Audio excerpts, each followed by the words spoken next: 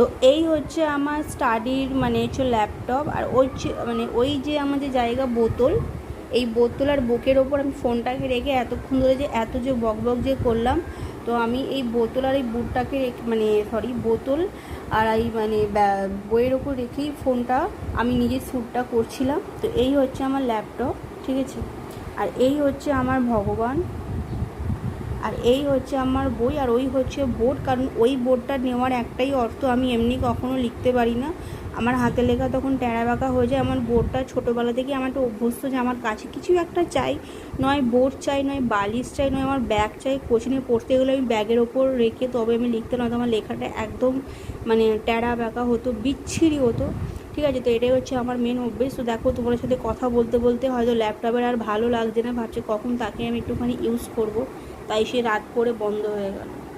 এই দেখো, ঠিক আছে। তো এইবার আমি ল্যাপটপে আমি প্র্যাকটিসটা করব, সেটাও তোমাদের কাছে শেয়ার করব।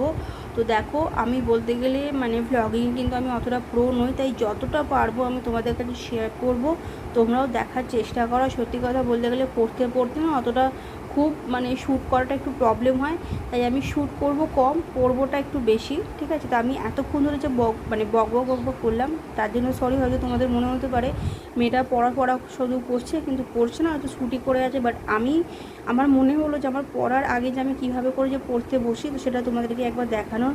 আচ্ছা ওয়েট, একবার তোমাদেরকে আমি একটু দূর থেকে দেখাই যে ভিউটা কেমন লাগছে, ঠিক আছে। এই যে ঠিক কিছুটা এরকম, ঠিক কিছুটা এরকম, ঠিক আছে।